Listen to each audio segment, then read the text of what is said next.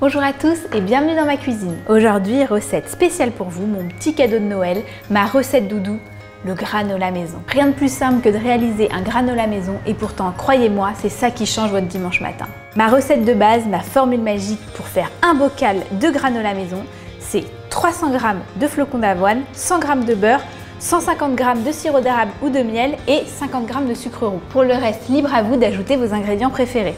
On commence simplement par faire chauffer le beurre avec notre sirop d'érable et notre miel ou les deux. Je fais chauffer ça à feu doux jusqu'à ce que le beurre soit fondu. Une fois que c'est fondu, on laisse tranquillement tiédir.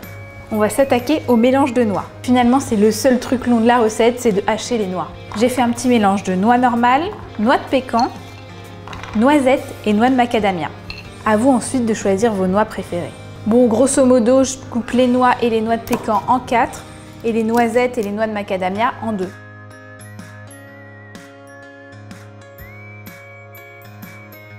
Une fois mes noix hachées, le plus dur est passé. On n'a plus qu'à tout mélanger. J'utilise des petits flocons d'avoine, je trouve que c'est les plus adaptés et je les choisis bio de préférence. Ensuite, le sucre roux, cassonade. Quelques petites graines de courge et de tournesol, je trouve ça toujours très bon.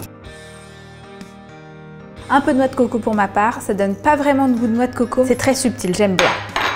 Quelques pincées de cannelle, là encore ça c'est mon goût perso, mais on fait bien comme on veut. Hein. Et très important, une pincée de fleur de sel, ça c'est la petite touche en plus. On ajoute enfin nos noix.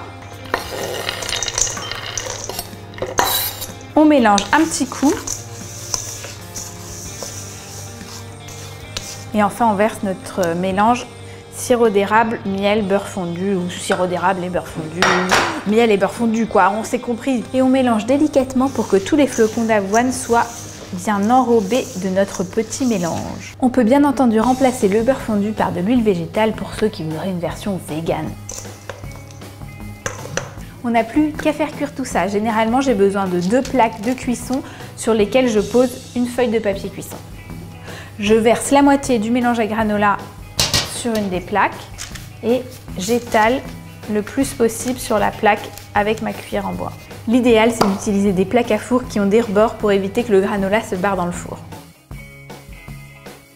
On enfourne pour 10 premières minutes à 180 degrés. Au bout de 10 minutes, il faudra donner un petit coup de cuillère en bois. Lors de la cuisson, c'est le granola qui est au bord de la plaque qui va dorer en premier. Au bout de 10 minutes de cuisson, c'est donc important de ramener le granola des bords vers le centre à l'aide d'une cuillère en bois afin d'avoir du granola doré uniformément. On relance ensuite pour 3-4 minutes de cuisson.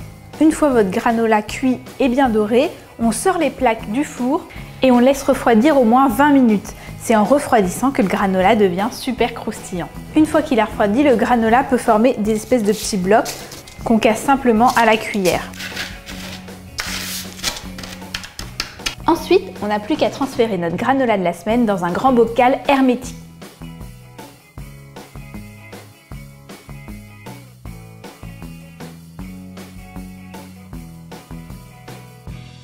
C'est pas beau ça, tout pile la taille de mon bocal. Une fois votre granola bien à l'abri dans votre bocal, vous en avez pour la semaine. À vous de le déguster comme il vous plaira.